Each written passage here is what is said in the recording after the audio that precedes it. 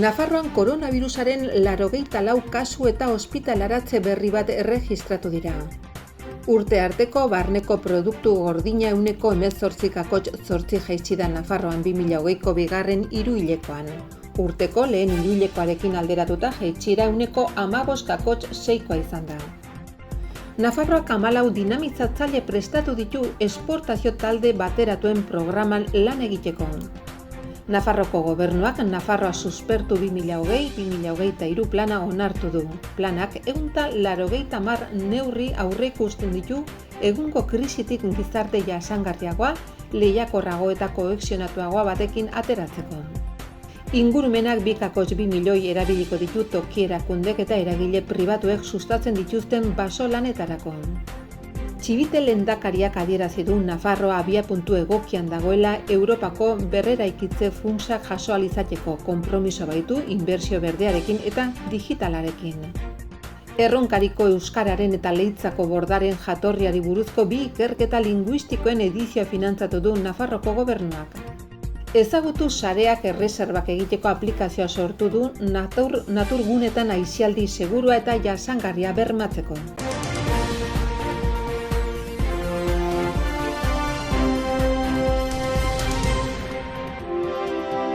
Koronavirusa bidezko infekzioaren 84 kasu positibo berri erregistratu dira azken orduetan Nafarroan, bai eta infekzio horren ondoriozko ospitalaratze bat ere. Nafarroko Osasun Publikoaren eta Lan Osasunaren Institutuak emandako datuen arabera. 1457 PCR froga egin ziren. Froga hoien kopurua gainerako astetako adina izan da eta hoien ondorioz identifikatutako kontaktuen jarraipenean ere islada izan du. Ez da virus honengatik eragindako heriotza berririk izan eta ospitalizazio egoera egonkor mantentzen da. Nafarroko ekonomiak 18,8 egin du behera urte arteko tasan 2020ko bigarren hiruhilekoan. Beherakada hori koronavirusaren pandemiaren inpaktuak eragin du eta gainera urteko lehen hiruhilekoko kopuruekiko 15,6 jaitsi da. Foru komunitateko datuak ez dira herrialde osokoa bezain nabarmenak. Barne produktu gordinaren urte arteko jaitsiera 22,1 baita. Nafarroan jardueraren jaitsiera batez ere industrian eta merkatuko zerbitzuetan gertatu da alarma egoeran zehar ezarritako mugek gehien sektore horiek kaltetu bai ditu. Eskariari erreparatuta mugikortasunaren murrizketak eta pandemiaren bilakaeraren gaineko ziurgabetasunak etxebizitzetako kontsumoa eta enpresen inbertsioa eragotzi zituen eta kanpoko eskariare ahuldu egin zen birusa mundu mailan zabaltzeagatik.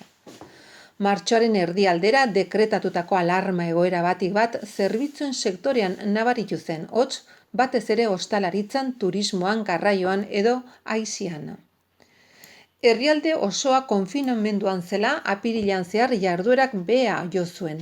Ekonomia eta Ogasuneko kontseilaria Elma Sainzek arabera, turismoen matrikulazioak 87,5 jaitsi ziren 2019ko denboraldi berarekin alderatuta. Autopistako ibilgailuen trafikoa 169ko beherakada izan zuen eta etxe bizitzen salerosketa berriz ja 167koa. Beraz, hoiek guztiek agerian uzten dute eskariak eta ekoizpenak izandako beherakada. Produkzio sektoren arabera, industrian bereziki eragina izan du automozioaren arloan, jarduera ixteak. Kanpoko eskaria ere pandemiak murriztu egin du eta ahultasun hori medio esportazioak 18,18 jaitsi dira urte arteko tasan. Zerbitzuei dagokionez, salmenten erorketa handia izan da batez ere ostalaritzan 1,1 gutxitzeagatik eta garraioan eta biltegiratzean ere bai 1,48 jaitsierarekin. Saizen ustez, maiatzetik aurrera murrizketak malgutzearekin datuak hobetu ziren, naiz eta balioak koronavirus aurreko mailaren oso azpitik egon. Aurrerago begiratuta, naiz eta etapa honetan, ekonomia berriz irekitzea orokorra izan, jarduera oso polikiari da berreskuratzen.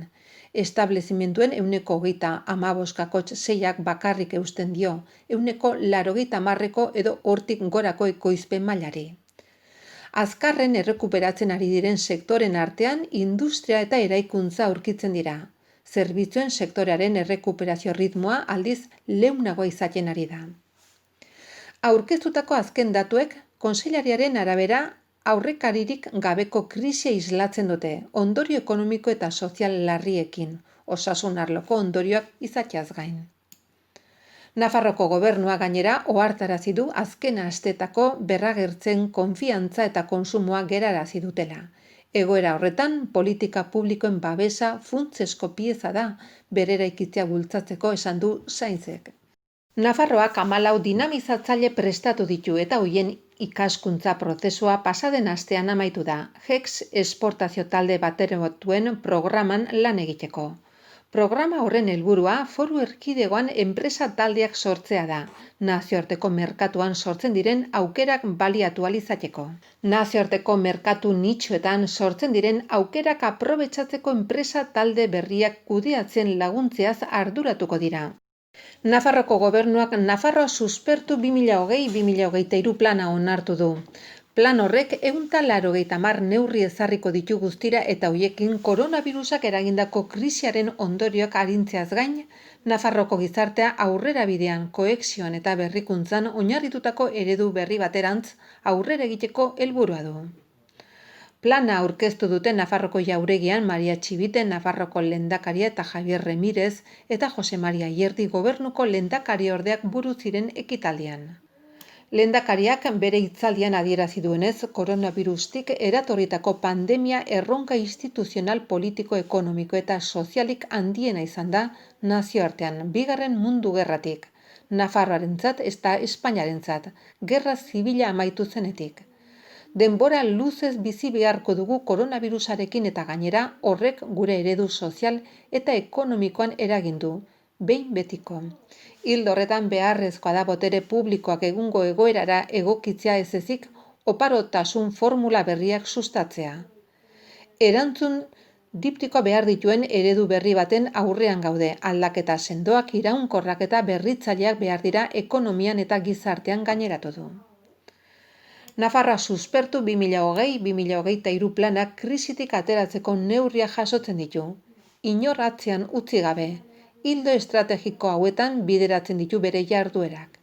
Ekonomia bidezko digitalizaziorantz eraldatzea, transizio ekologikoa bizkortzea, lurraldia egituratzea eta bizikidetza esparruan sakontzea. Hori guztia lidergo publikotik eta kanpoko dimensio batetik. Lehendakariak nabarmendu duenez, planak kontuan hartzen ditu eta bat egiten du garapen iraunkorreko 2030 agendarekin. Itun berdearekin, Next Generation Europar Batasunareko eta Europako hurrengo seileko agendaren aurrean Espainiak erreformatzeko iragarritako planekin. Hurrengo belaunaldietan pentsatzen ari gara, espezializazio adimendueko estrategiarekin ere lotzen da. Nafarroa suspertzea 2020-2023 plana txanpon beraren aurpegiak dira ezberdin dimensiotik gaineratu du. Planari aurre egin dioten Nafarroko gobernuak pandemiaren ondoriozko erronka sanitario, ekonomiko eta sozialei aurre egiteko hartu dituen 100 premiazko neurri baino gehiagok eta Nafarroko parlamentuaren babesa izan dute. 100 neurri horiek dira nolabait planaren oinarrizko harria. Plan hau gauzatzeko Nafarroko gobernuko departamentu bakoitzak proposatu dituen neurriak hartu dira kontuan. Erronka sanitario, ekonomiko eta sozial berriei aurre egiteko. Interes taldekin kontuan hartu da ere, baita eragindako erakundekin eta partaidetzako kide anitzeko organoekin ere, eta herritarrei hitza eman zaie berraktibaziorako proposamenak egin ditzaten. Horrela, 211 talde, erakunde eta organo baino gehiagori proposatu die parte hartzea eta herritarren 304 ekarpen jaso dira. Planaren ildo nagusiak reaktibar.navarra.es web orrian ikusgai daude. Aurreikusitako neurriak burutze aldera Nafarroa suspertu planak 989 51 milioi euro izango ditu datozen 3 urteetan 2021-2023. Nafarroko aurrekontu orokorren kontura. Zenbateko horri, estatuko eta Europar Batasuneko berreraikitze programetatik, Europako beste funts batzuetatik eta baliabide pribatuen mobilizaziotik datozen baliabideak gehitu behar zaizkio. inpaktu inbertsioaren, inbertsio arduratsuen eta itun publiko pribatuen bitartez. Horrez gain, zorpetzearen baliabidea ere izango da. Foru Gobernuak landagarapenerako eta ingurumeneko departamentuaren bitartez 2.230.000 euro erabiliko ditu toki erakundek eta eragile pribatuek sustatzen dituzten basolanetarako. Helburua du basoko azpiegituretan inbertsioak egitea eta 2014-2020 landagarapenerako programaren baso ekosistemen balioa berreskuratzea. Horrela jasotzen da ingurumeneko zuzendari nagusia den Pablo Muñozek emandako ebazpenean. Ebazpena asteazkenean uztailak 29an argitaratu zen Nafarroko aldizkari ofizialean. Diru laguntza honako hauetarako emango da. Baso berritzeak, lur saila prestatu eta landareak sartzea, eraikia eta landatzea, itxiturak eta norbera babesteko beste sistema batzuk instalatzea eta mantentze lanak landatu ondoko lehen urteetan. Baso lanak, soiltzeak, sastraka kentzea baso berritzekin lotu gabeko itxiturak eta inausketak eta formazio lanketak. Bertetik azpiegitura txikiak erabilera publikoaren erregulazio hobetzen duten baso lurretan kokatutakoak sartzen dira, hala nola egurrezko atakak edo mendiaren aisialdirako erabilerarekin loturiko beste batzuk, edateko uraren puntuak, bidezidorrak eta aparkalekoak hobetzea, naiz pasabideak, kanpoko altzariak edo seinalaztapen elementuak. Bertzetik biodibertsitatea. Beste modalitatetan jasogabeko ekintzak sartzen dira basoko espezien habitatak konserbatzeko helburu nagusia dutenak. Horrez gain diru laguntza emango da basoko proiektuen eta obra zuzendaritzen dokumentazio teknikoa egiteko. Autonomia erkidegoetako presidenten batzarrean Maria Txibite Nafarroko lehendakariak adierazi du foru erkidegoak abiapuntu egokia duela Europako Next berreraikitze funtsak jaso ahal izateko. Berrikuntza, digitalizazioa eta ingurumen jasangarritasuna, baita transizio ekologikoa ere. Gobernu osatzeko akordioaren barneko helburuen artean baitzeuden eta legegintzaldiko lehen urte honetan hoiek erdiesteko urratsak egin izan baitira. Lehendakariak Jusoko monasterioan egin den 21. batzarrean parte hartu du. Bertan Espainiako gobernua Pedro Sánchez presidentea buru eta Senatuko presidentea Pilar Llop autonomia erkidegoetako presidentekin bildu dira, bi gairi buruz jarduteko, koronavirusaren egoera eta Europako berreraikitze funtsen balorazioa. Bere mintzaldian Txibite lehendakariak adierazi du Nafarroak oinarri sendoak dituela politika publikoen aldetik ez ezik ekimen pribatuarenetik ere gizarteak konpromisoa baitu berrikuntza, digitalizazioa, jasangarritasuna eta transizio ekologikoa funtsezko ardatzak izan daitezen gure garapen sozial eta ekonomikorako ereduan, etorkizunerako eredu sendo batean. Txibitek errandu Nafarroa filosofi horrekin bat egiten duten hainbat proiektu dituela pres eta beste batzuk jadanik abian. Eta iragarri du gobernuak ekimen pribatuarekin batera lehenbailen osatu eta izapedatuko dituela Europako finantziazioa jasotzeko ekimen horiek. Funtsak euskarri garrantzitsuak izango baitira erkidegoa suspertzeko adierazi duenez.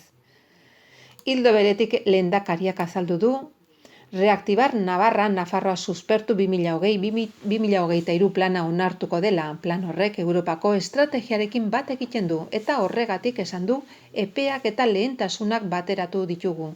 Europar batasuna ematen ari zaigun aukera historiko hau ez galtzeko. Bertzalet batetik koronavirusaz den bezain batean Nafarroko egoera azaltzeaz gain lehendakaria jarrera kritikoa agertu du balio kualitatiboan sakontzen ez duten datuen interpretazio buruz. Biztanleko kasu gehiago ditugu detektaturik azpimarratu du. Bestela, azeleratuko ez lirateken sintomari gabeko pertsoneak bilatu arrastoari jarraitu eta aurkitzen ditugulako. Hori dela eta bidegabea iruditzen zaio zabaltzen ari den foru erkidegoko egoeraren irudi desitxuratua eta eskatu egin du komunikazioak baita diplomatikoak ere benetako irudi bat izan dezala. Oinarri ez kualitatiboak soilik baita kualitatiboan ere ez baita zigortu behar gauzak ongi egiten dituena. Gure irudia eta gure izen ona defendatuko ditugu jarraitu du esanez eta horretarako ezagutarazi eta babestu eginen dugu profesional ugari ahalegin handiz eta baliabide publikoak behar bezain oparo erabiliz. kasuak azkar detektatzeko eta isolatzeko egiten ari diren lan gogor, sakon eta saiatua, helburu izanik arreta bermatzea, bai asistentziaren ikuspuntutik, bai prebentzioarenetik ere.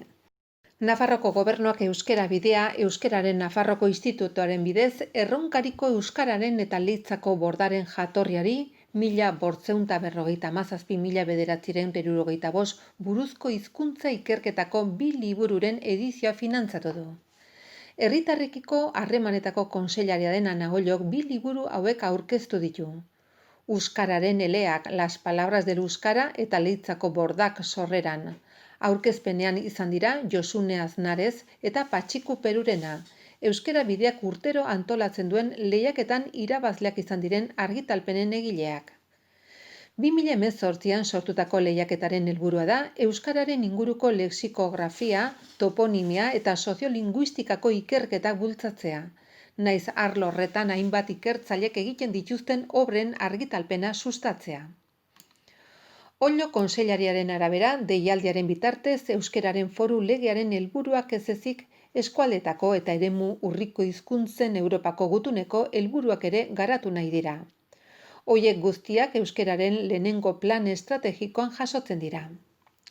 Halaber honela gehitu du, aurten deialdia indartuko dugu 12.000 euroko zuzkidura ekonomikoarekin eta modalitate berri ere gehituko diogu, hots ikerketa soziolinguistikoena. Euskararen eleak, las palabras del euskara liburu sarituan esaten da erronkariko euskara galdu zen arren hainbat arlotan bizirik jarraitzen duela, hala nola toponimian eta oikonimian. Liburu honetan Josune Aznarezek 3. eremu bat aztertu nahi izan du, eguneroko hizkera, hain zuzen ere. Era horretan frogatu ahal izan du euskara etengabe agertzen dela erronkari barko 7 herrietako eguneroko elkarrizketetan. Hortaz, lan honetan euskararen oihartzuna agertzen da, hots, eleak edo hitzak. Gainera, elkarrizketatuen testigantzen bitartez ibar horretako jakinduria ere bildu da. Josune Aznarez euskal filologian lizentziatua da eta eusko ikasgaietan aditua. Gaur egun irakaskuntzan aritzen da. Lan honen aurretik honako hauek argitaratu ditu euskararen literaturaren garapena, 16., 17. eta 18. mendeak ikerlana.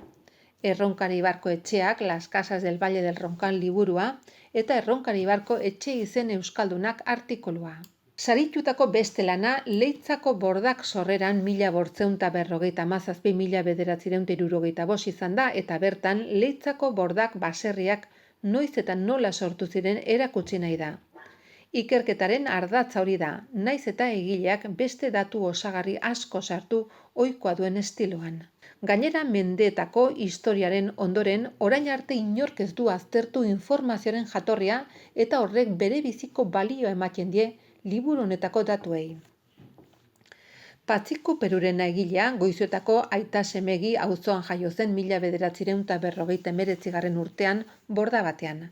Baina Leitzako Amazabal kalean bizi da 12 urte zituenetik. Hala ere sekulan ez du galdu baserrian jasotako esperientziarentzat, eskola eszeptikoa izan baitzen. Haren obren artean honako hauek dira ezagunenak. Harripilatan ezkutatzen zeneko apotxipiaren burutazioak. Koloreak euskal usarioan, euskarak sorgindutako numeroak, Leitzako errege-erreginak, harrizko pareta erdiurratuak. Goizuetan bada gizon bat, Goizuetako etxeen izenak, Hilen Xarma, Goizuetako dokumentu zaharrak, Leitzalarreko unaiak, zezenak plazan Goizuetan eta Leitzan, eta bordarien sorrera eta bilakaera Leitza eta Areson. Lehiaketa 2018 urtean sortu zuen Euskara Bideak Nafarroko euskarari buruzko ikerketa linguistikoko proiektua sustatzeko asmoz. Gure xedea da Nafarroko euskararen lexikografia, toponimia eta soziolinguistika arloak sustatzea eta esparru horietan lanean ari diren ikertzaileen argitalpen lanak edatzen laguntzea. Euskarak Nafar guztion ondarea izan da, administrazio publikoen babesa behar du eta denon ardura den bere berreskuperapena eta garapena begiratzea. Uste baino denbora gehiago eman dut lan hau egiten, baina azkenean merezi izan du, nire ustez, bilduta gelditu direlako Erronkarribarren entzun ditzakegun euskarazko hitzetako batzuk. Osotara 502 hitz bildu ahal izan ditut, pentsatzen dut gehiago izango direla, baina behintzat hemen jasotakoak ez dira galduko. Eta bilketaren garrantziaz gain, liburuak badu beste balio bat, biltzen du ere Ibarraren, Erronkaribarraren jakinduria. Baserriari buruzko, nola esango nukenik, irudipen marabilloso bat eginda, eta pixka bat ez dakit euskararen munduan edo abertzaleko munduan gabiltzanak, genuken olako irudi ez dakipanik, bukoliko bat eta baserria ez dakit zer, eta ohartu nintzen, aztertu gabe zegoela, Gipuzkoa alden da badira lan asko eginak, bino, herri aztertuko balitz, azalduko lirake inork uste ez duten relikiak edo horrela. Eta horregatik esaten nuen Leitzakoa alegia oso lokala gelditzen da ez, herri bakarrean egina. Baina Leitzako herri egina eta ahozko bilduma bat ikaragarria. Gobierno de Navarra. Nafarroako gobernua. Nafarroa ezagutu sarea berriki 6 naturguneetan aisialdi segurua eta jasangarriaz gozatzeko aplikazioa mugitu du. Sortutako vbikoitzarreservas.redexploranavarra.es webgunearen bitartez, sarrerak erosteko aukera izanen da, eta tokiko entitatei bisitarien iritsieraren gaineko kontrola egitea erraztuko zaie.